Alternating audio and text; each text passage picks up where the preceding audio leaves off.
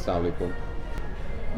जैसा आप देख रहे हैं मेरे साथ हैं अनम नजम और इनके बारे में सब लोग जानते हैं, तो थोड़ा सा सिर्फ मैं तारुफ़ करा देता हूँ कि ये मेडिकल डॉक्टर हैं और ये साइकेट्रिस्ट हैं और अभी ये मास्टर्स कर रही हैं किंग्स कॉलेज लंदन से वॉर और साइकेट्री के अंदर, और ये टेररिज्म से रिलेटेड जो कि एक सोशल इफ़ेक्ट होते हैं, साइकोलॉजिकल इफ़ेक्ट्स होते हैं, उस पर कर रही हैं और उसके बाद इन्होंने पीएचडी करना है। इसके अलावा इनकी ज़िंदगी के और भी कुछ आस्पेक्ट है जो कि मेरा ख्याल है कि गुफ्तगू के दौरान ही रिवील होंगे। तो मैं यहाँ आया हुआ था, ये मुज़फ़्फ़राबाद का खूबसूरत, ये ज़रा दिखाइए बाहर का मंज़र दिखाइए ज़रा, ये देखिए। तो ये मुज़फ़्फ़राबाद का एक खूबसूरत मंज़र है। तो मैं यहाँ, ये अनम चूँकि मेरी बिटिया भी हैं, मेरी दोस्त भी हैं बहुत, ठीक है ना, तो 50-50 हैं, ये मेरी बहुत दोस्त हैं और बहुत प्यारी बेटी हैं मेरी। तो इनसे कुछ ज़रूरी बातें करनी हैं और ये एक तरह से मैं इनसे इंस्पिरेशन भी लेता हूँ और इनसे मोटिवेशन भी लेता हूँ और इसके अलावा इनसे सीखता भी हूँ, क्योंकि ये साइकेट्रिस्ट हैं और तो हो सकता है कि मतलब मेरा ये इनडायरेक्टली इलाज भी करती हूँ। तो अनम कुछ बताएं। सर, सबसे पहले तो आपका बहुत शुक्रिया sir, you are so generous, और आप खुद एक बहुत बड़ी इंस्पिरेशन है और आप उन शख्सियात में से हैं कि जिनकी मौजूदगी में एक ऑरा होता है और आप जब बैठते हैं उस महफ़िल में तो आपको लगता है कि आप फैज़ हासिल कर रहे हैं। तो मुझे तो बहुत खुशी है कि आपसे मुलाकात हुई और बातचीत हम जनरल करेंगे। थोड़ा सा वो हो सकता है कुछ लोगों को ना पता हो कि जो आपकी ज़िंदगी में हुआ, तो हल्का सा उसका बैकग्राउंड के बाद फिर हम आगे शुरू करते हैं। मैं मेडिकल की स्टूडेंट थी, medical college AU medical college में पढ़ रही थी। 2008 की बात है और मेरा 3rd ईयर स्टार्ट था। मैं अपनी फ़ैमिली के साथ ट्रैवल कर रही थी और कुछ डाकू थे जिन्होंने फ़ायर किया और उनकी जो गोली थी वो मेरी स्पाइनल कॉर्ड में लग गई C7 पर, जिसकी वजह से मेरी दोनों टांगें और दोनों बाजू हाथ जो हैं वो पैरालाइज़ हो गए थे। उसके बाद एक वही जो सारा मेडिकल ट्रीटमेंट और इस सारे प्रोसेस से गुजरने के बाद मैंने अपनी स्टडीज़ को रिज्यूम किया 5 महीने के बाद आई थिंक, और फिर मैंने अपना जो अपने सेशन के साथ मैंने अपनी MBBS की डिग्री जो है वो कंप्लीट की। और जिस वक्त ये था तो उस वक्त आपकी टांगें भी पैरालाइज थी? जी, आपके मेरी, हाँ जी, नेक होल्डिंग भी नहीं थी, मैं अपनी गर्दन भी नहीं संभाल सकती थी। हाँ। और मेरे बाजुओं में बस इतनी ताकत थी कि मैं थोड़ा सा उठाती थी तो वो गिर जाते थे और हैंड ग्रिप नहीं थी और नर्व्स के जो मैं आपका पेन। जरा माइक ठीक कर जी, दूं जी, थोड़ा सा, सॉरी, जस्ट आप सॉरी मैं करता हूं, I think this will be better. Okay, thank you. और जो स्पाइनल कॉर्ड इंजरी होती है बेसिकली, इसका मैं थोड़ा सा बताना चाहूँगी कि it's not only about paralysis, कि आपको बज़ाहिर ये लग रहा होता है कि प्रॉब्लम ये है कि ये बंदा चल नहीं सक रहा या हाथ काम नहीं करे, लेकिन वो बंदा खुद जिन चीज़ों से बॉदर हो रहा होता है ना, वो इससे कहीं डीप होती हैं और वो आपको नज़र नहीं आ रही होती हैं। मसलन सर फॉर एग्ज़ाम्पल मेरा जैसे आप, सॉरी इसको इधर रख दीजिएगा, कोई नहीं, कोई अच्छा, हाँ। फॉर एग्ज़ाम्पल जो नर्व के पेन्स थे, न्यूरोपैथिक पेन्स थे, वो इतने शदीद होते थे कि मेरे बाजू मुझे लग रहा होता था कि जल रहे हैं, मेरे हाथ जल रहे हैं। और मैं पूरी रात पानी की एक डिश ट्रे रख के उसमें मैं हाथ रख के सोती थी। मैं अपने हाथ को किसी चीज़ से टच नहीं कर सकती थी। कोई भी टच होता था या किसी भी किस्म की कोई भी स्टिमुलस होता था तो वो मुझे शदीद पेन और बर्निंग में फ़ील होता था। और मुझे याद है कि शायद शुरू के बहुत साल मैं रात को सोते हुए भी अपने बेड का जो हेड एंड है उसके साथ अपना बाजू लटका कर सोती थी कि मेरा हाथ किसी चीज़ के साथ टच ना हो जाए। क्लास में जब मैं जाती थी तो मैंने कोल्ड पैक्स रखे होते थे और उनके ऊपर मैं हाथ रख के बैठती थी क्लास के अंदर। फिर क्योंकि इसके साथ जो है ये urinary catheter, spinal cord injury के साथ जो पेशाब का कंट्रोल होता है वो भी ख़त्म हो जाता है, तो कैथेटर की वजह से इन्फेक्शंस रिपीटेड होने और वो बुखार है और इन्फेक्शन चल रहा है और उसी हालत में मैं क्लास में बैठी होती थी। तो वो एक बहुत सी ऐसी चीज़ें थी, बहुत से ऐसे प्रॉब्लम्स थे, कभी डायरिया हो रहा है और बाउल मैनेजमेंट की समझ नहीं आ रही है, तो ब्लड प्रेशर के मसाइल इसके साथ हो जाते हैं अगर आपकी स्पाइनल कॉर्ड इंजरी हाई है। Please carry on. अच्छा, हाई स्पाइनल कॉर्ड इंजरी हो तो उसके साथ ब्लड प्रेशर के मसाइल हो जाते हैं कि कभी मेरा ब्लड प्रेशर 40/20 पे चला जाता था और कभी 220 क्रॉस कर जाता था। तो इस किस्म के बहुत से मेडिकल इश्यूज़ थे और हमें लाइक एक आपने ज़िंदगी गुजारी होती है, आपको अपनी बॉडी का पता होता है। अब एक ऐसी बॉडी आपको मिल गई है कि जिसका सिर पैर आपको कोई समझ नहीं आ रहा कि ये हो क्या गया है, ठीक है, और उसके साथ आपको कोई बुकलेट भी नहीं आया इंस्ट्रक्शंस का कि मैं खोल के पढ़ूँ कि इसको यूज़ कैसे करना है। तो वो एक काफ़ी मुश्किल चीज़ थी। जी, उस मौके पर तो एकदम सारा मोराल नीचे चला जी। गया होगा और एकदम डिप्रेशन की फेज चली गई होगी, जी। तो आपने कहाँ से हिम्मत ली और वो ज़रूर बताइए। अच्छा सर, शुरू में जो मेरा टाइम था ना, उसमें मैं डिप्रेशन में नहीं गई, और 2-3 चीज़ें थी जो मुझे बहुत हेल्प करती रहीं थ्रू आउट इस सारे टाइम में। और जब मैं डिप्रेशन में गई भी तो ये 2 चीज़ें थी जो कि मुझे बहुत मोटिवेट करती थी। एक इलामा इकबाल का शेर है, बेखतर कूद पड़ा आतिश नमरूद में इश्क, अक्ल है महवे तमाशाए लबे बाम अभी। और दूसरा एक कुरान की आयत है, उसको शायद मैं एग्जैक्टली ट्रांसलेट ना कर पाऊँ, लेकिन उसका मीनिंग कुछ इस तरह से है कि इंसान के लिए वही कुछ है जिसकी उसने कोशिश की।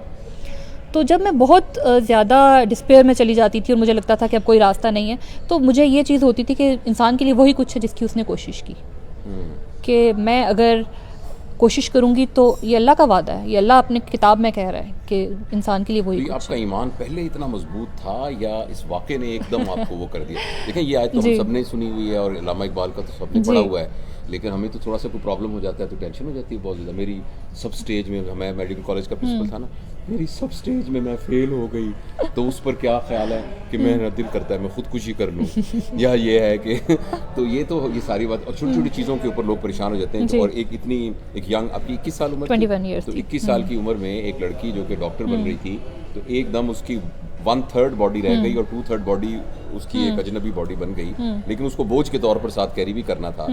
तो लेकिन ये बात मुझे समझ में नहीं आई कि क्या एक आयत और एक शेर पढ़ के एकदम आदमी इतना करेज हासिल कर सकता है? सिर्फ देखिए, एक आयत, एक शेर या एक सोच या एक जज्बा, ये मैटर करता है कि वो आपके लिए पहले से कितना मैटर कर रहा है आपकी पर्सनालिटी में।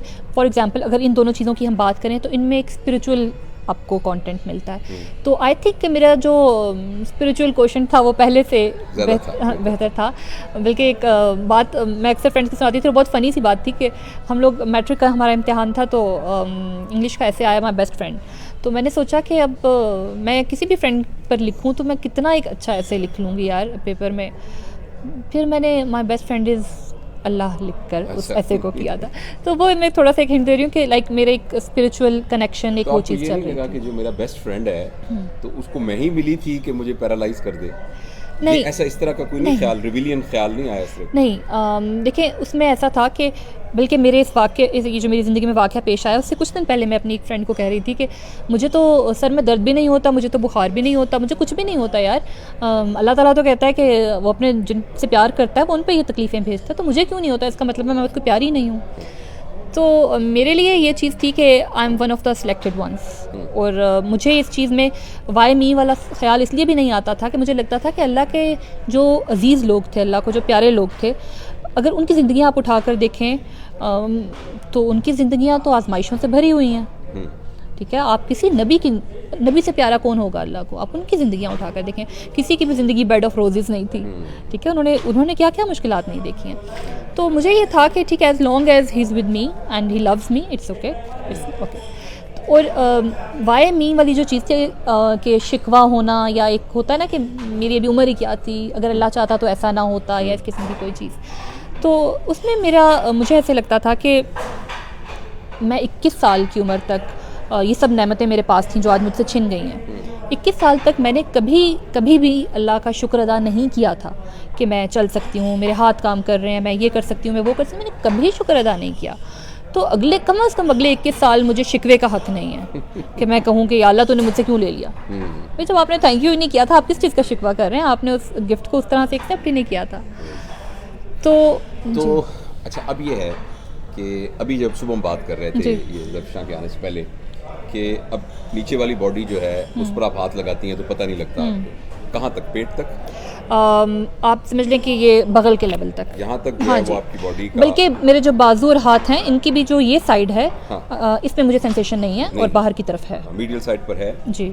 और जो अदर साइड के ऊपर नहीं है। अच्छा, तो अब इसका एक मतलब हम बाज़ का देखें ना, मैं ये बातें अक्सर अपनी वो ट्रेनिंग में कहता था कि देखें अगर ये मेरा हाथ कट जाए तो ये जो हाथ पड़ा हुआ है तो ये तो जावेद इकबाल नहीं है, तो इसका मतलब जावेद इकबाल उसके अलावा है। ये हाथ भी कट जाए तो फिर भी हम कहेंगे, जो टांगें भी कट जाएं तो फिर तो अच्छा, अगर कोई ऐसा सिस्टम हो कि हार्ट और लंग का फंक्शन भी कोई मशीन कर ले तो फिर भी वो इतना निकल गया तो तब भी ये इतना सा जावेद इकबाल है, तो जावेद इकबाल क्या है? तो you are the right person कि जिससे हम पूछ सकते हैं कि मैंने हमेशा आपको मुस्कुराते हुए देखा है और आप ज़रा फोकस करें, देखिए इनकी मुस्कुराहट। और मैं हमेशा कहता हूँ कि लोग अपने होंठों से मुस्कुराते हैं, तो ये इनका दिल मुस्कुराता है इनकी मुस्कुराहट में से। Thank you, sir. तो ये हमें समझाएं कि ये क्या रिलेशन है बॉडी का, क्या रिलेशनशिप है अपने आप से, यानी मैं और मेरी बॉडी का क्या, ये माइंड ब्रेन कॉम्प्लेक्स, और इसका क्या आप किस, क्योंकि आप तो आपसे ज़्यादा कौन समझा सकता है। सर इसकी मैं एक मिसाल आपको देना चाहूँगी कि एक शख्स हमारा कोई भी करीबी अजीज़ कोई भी होता है, उसकी डेथ हो जाती है, ठीक है। उससे पहले लेट्स से कोई भी उसका XYZ जो भी नाम है, वो हमारी ज़िंदगी का एक इंटीग्रल पार्ट होता है। उसकी डेथ हो जाती है तो वो जो बॉडी होती है ना, हम उस बॉडी को उसका नाम लेकर नहीं कहते कि ये फ़लाँ शख्स है, हम कहते हैं ये उसकी बॉडी है, उसकी डेड बॉडी है, वो चला गया, वो हमें छोड़ गया। तो इसका मतलब है कि वो जिस्म नहीं था, वो रूह थी, क्योंकि गई तो रूह है। तो इट मीन्स कि we are not human beings having a spiritual aspect, we are basically spiritual beings having a human experience. और इसी चीज़ को हम अगर इस रोशनी में देखें कि जो कल आपने अपनी वर्कशॉप के दौरान बात की कि 4 चीज़ें हैं कि इंटेलिजेंस कोशेंट है, इमोशनल कोशेंट है, स्पिरिचुअल है और फिज़िकल है। तो अब ये चारों मिलकर एक इंसान बनाते हैं, ठीक है। अगर फिज़िकल कोशेंट जो है वो उसका जो है स्कोर कम हो गया, तो बाकियों को काउंटर करना पड़ता है, बाकियों को कॉम्पेंसेट करना पड़ता है, बाकियों को डेवलप होना पड़ता है, बाकी बड़े हो जाते हैं, वो उनकी हाइपरट्रॉफी हो जाती है, तो फिर वो कॉम्पेंसेट करते हैं आपको, फिर आप अपनी एग्जिस्टेंस को उस फॉर्म में देखना शुरू कर देते हैं। आपकी स्पिरिचुअल साइड स्ट्रॉन्ग हो जाती है, आपका माइंड स्ट्रॉन्ग हो जाता है, या आप इमोशनली स्ट्रॉन्ग हो जाते हैं, तो वो लाइफ जो है ना वो बैलेंस करती है, वो आपको खाली नहीं छोड़ती है। और एक और बात कि जब अल्लाह ताला इंसान को किसी भी किस्म की कोई आजमाइश, किसी भी किस्म का कोई किसी मुश्किल में डालता है, तो वो इंसान को हिम्मत भी वही देता है, वरना इंसान की ये मजाल नहीं है, ये औकात नहीं है कि वो अल्लाह की दी हुई तकलीफ़ का मुकाबला कर सके। जैसे मैंने पहले कहा कि मैंने बेस्ट फ्रेंड में ये लिखा था, और बाद में मेरी ज़िंदगी में वो वक्त भी आए कि मैं इस कदर तकलीफ़ में होती थी, और मैं अल्लाह ताला से अल्लाह के साथ मेरा इस तरह का ताल्लुक़ हमेशा से रहा है कि आई टॉक टू हिम, ठीक है। और जब मुझे बहुत प्यार कभी महसूस होता है तो आई किस हिम, और मैं उस चीज़ को बहुत मिस करती हूँ कि वो जो सजदे में जाकर जो आप क्लोजनेस फील करते हैं ना, तो क्योंकि अब मैं सजदे में नहीं जा सकती, मैं उस पोजीशन को बहुत मिस करती हूँ। तो मैं कहूँगी कि जो लोग उस पोजीशन को एंजॉय कर सकते हैं वो ज़रूर उससे जो है मुस्तफ़ीद हों, कि वो पोजीशन जो है ना उसकी बात ही और होती है। तो बहुत से वक्त ऐसे भी आए कि मैंने अल्लाह ताला से लड़ाई की कि, और आई वाज लाइक या अल्लाह मुझे बहुत दर्द हो रहा है, प्लीज़ मेरा दर्द ख़त्म कर दो, प्लीज़ मेरा ख़त्म कर दो। और फिर मैंने आपसे कहा सॉरी अब बहुत चाइल्डिश लगेगा, बट मैं कहती थी कि जब मैं बहुत तकलीफ़ में होती थी कि मैं आपकी दोस्त नहीं हूँ, ठीक है, हाँ मैं आपकी दोस्त नहीं हूँ, बस ले लो मुझसे, मुझे नहीं ये दोस्ती रखनी। तो और फिर मैं कहती थी कि नहीं, मैं बहुत हकीर बंदा हूँ, मैं शायद दोस्ती के काबिल नहीं हूँ, मैं नहीं अफोर्ड कर सक रही है, मेरी बस हो गई है, या अल्लाह मुझसे दोस्ती ले ले, मुझे अपना बंदा ही रख। तो इस कम्युनिकेशन के अंदर आपको यूनिलैटरली लगता था कि कोई बायलैटरल फीलिंग या एक्चुअल क्या तजुर्बा है? कुछ एक्सपीरियंसेस ऐसे हुए जो कि एक तो फीलिंग जब आप वो कम्युनिकेट कर रहे होते हैं, एक तो वो जो उस वक्त की प्रेजेंस का एहसास होता है उसके अंदर कि आप सुने जा रहे हैं, ठीक है, और वो है आपके साथ है, एक तो वो एहसास, और फिर कुछ ख्वाब और कुछ ऐसी चीज़ें कि जिनसे आपको एक लगता है कि अच्छा जवाब आया, कि जो कुछ है उसका जवाब। हाँ, अच्छा, दूसरा ये कि मैंने आपसे कल भी पूछा था जब वर्कशॉप में बैठे थे, तो मैंने कहा था कि आप जो खुश रहती हैं, तो 24 घंटे में से कितना अरसा खुश रहती हैं? यानी ये सवाल मैं एक लड़की से पूछ रहा हूँ जो कि आपके सामने है, कि अगर आप उसकी फ़िज़िकलिटी को देखें तो वो 1/3 फ़िज़िकलिटी है, यानी यहाँ से नीचे की जो बॉडी है वो सिर्फ उसको कैरी करनी पड़ रही है, और जो कुछ है वो बॉडी के इतने हिस्से नहीं करना है। तो वो मैं उससे पूछ रहा हूँ कि और ये वो है जो मास्टर्स कर रही है किंग्स कॉलेज लंदन में, और ये वार साइकोलॉजी में मास्टरिंग कर रही है, और ये PhD करके अभी कोई नई तहकीक करेगी।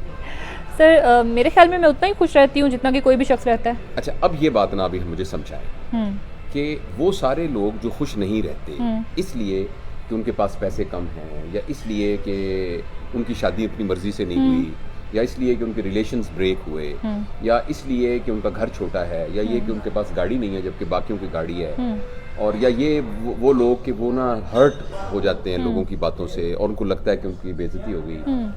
तो वो जो गुर आपने सीखा कि 2/3 ऑफ बॉडी ना होने के बावजूद आप सारा दिन हंसती रहती हैं और खुश रहती हैं और सब लोगों को अपने इर्द गिर्द एक महफिल बना के रखती हैं, तो उन लोगों को, और उनमें मुझ जैसे बेशुमार लोग होंगे, तो उनको कोई ऐसा टेक होम मैसेज, कोई टिप जिससे वो समझ सकें इस बात को?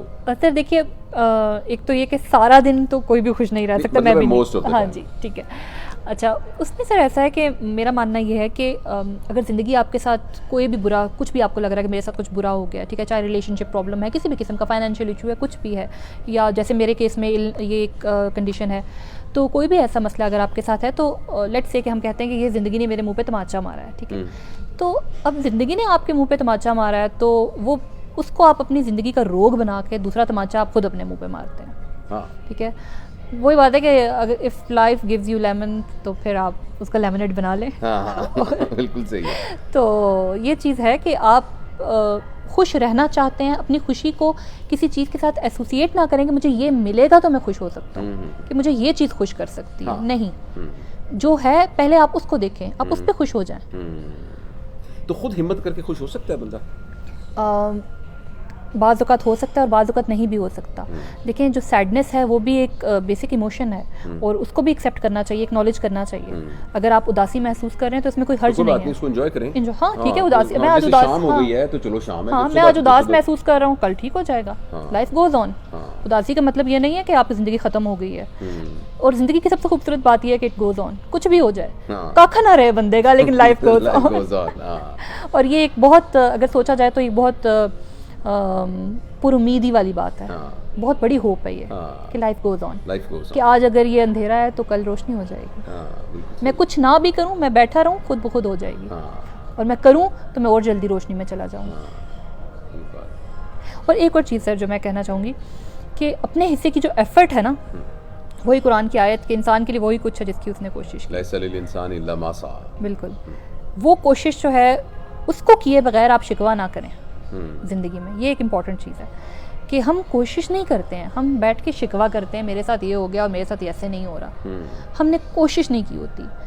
कोशिश जब आप करते हैं ना, तो आप डिटर्मिन होके करें, जो आपका गोल है उसको अचीव करने के लिए हर पॉसिबल जो एक जायज़ तरीके से जो काम किया जा सकता है उसको करें, लग जाएं उसमें, और फिर देखें।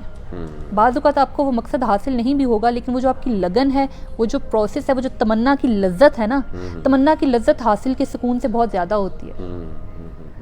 तो वो इटसेल्फ रिवॉर्ड होता है। जो जर्नी है इटसेल्फ वो इतना खूबसूरत होता है कि मंजिल की कोई अहमियत उसमें नहीं। बिल्कुल ऐसा ही है। चलिए, अब वो सेशन भी शुरू होने वाले हैं। मेरा दिल तो चाहता है बातें करते रहें, वैसे तो मैं आपके साथ राब्ते में रहता हूँ। अब आप परसों जा रही हैं, लंदन जा रही हैं, फिर वहाँ जाकर फिर पढ़ाई बढ़ा, आपने एग्जाम देना है बस उसके बाद। अच्छा, बस आखिरी मेरे ज़हन में आया कि वो आपकी मैं फेसबुक पे तस्वीरें देखता रहता हूँ कि आपने वो जो है वो सेविंग जैकेट पहनी हुई है और वो आप वो यॉट के अंदर बैठी हैं और आप गिलगित पहुंच गई व्हील चेयर के साथ ही, और फिर आप अपनी दोस्तों के साथ वो बुश वॉक पे चली जाती हैं और बाकी, तो वो कैसे, कहाँ से इतना आता है हौसला और सारा? सर मुझे ये लगता है कि अब ठीक है, जो है सो है, ठीक है। मुझे लाइफ एक तरह से एक अपॉर्चुनिटी दे रही है कि मेरे ऊपर वो जिम्मेदारियां नहीं हैं जो कि मेरी एज के बाकी लोगों पर हैं, ठीक है, कि मैं उनमें फंसी हुई नहीं हूँ। और लिटरली मैं अल्लाह की शुक्रगुजार हूँ कि मैं फंसी हुई नहीं हूँ। तो मुझे एक अपॉर्चुनिटी है, मेरे पास ओपन विंडो है, मैं क्यों ना लाइफ को एंजॉय करूँ, मैं क्यों ना दुनिया को एक्सप्लोर करूँ, ठीक है। मेरे पास टाइम है। आहिस्ता आहिस्ता आपका हाथ मूव करना शुरू जी सर, मेरी अभी फाइन ग्रिप नहीं है, लाइक मैं कुछ होल्ड नहीं कर सकती। था कि आप एक बेल्ट पहन के जी और उसके साथ मैं लिखती लिखती हूँ। जी जी, वो एक बेल्ट से आप उसको पकड़ लेती हैं और उसको लिखना शुरू जी, मैं उसके साथ लिखती हूँ। बिल्कुल सर। और खाना खुद खा लेती हूँ? खाना जैसे हाँ जी, स्पून के साथ कर लेती हूँ, लेकिन अगर पीसेस करने हैं, रोटी वगैरह है, तो वो फिर मैं खुद नहीं कर सकती। इस यानी हैंडीकैप तो मैं नहीं, इसको नहीं कह रहा, मुझे तो डर लग रहा है कि मैं क्या लफ्ज़ बोलूँ। सर डिसेबिलिटी कहते हैं, माजूरी कहते हैं, कोई फर्क नहीं पड़ता। कुछ भी नहीं कहते, हम कहते हैं ये जो आप डिफरेंट है बाकियों से, क्योंकि वो तो मुझे लगता है कि वो ऐसा कहना जो है ना, वो आपके उस जज्बे के साथ की एक तौहीन होगी। तो ये जो अल्लाह ताला ने आपको मुख्तलिफ थोड़ा सा बनाया है, ये कह सकते हैं, तो उस सारे के अंदर क्या चीज़ मिस करती हैं आप? कुछ मिस करती हैं ऐसा जो क्रॉस?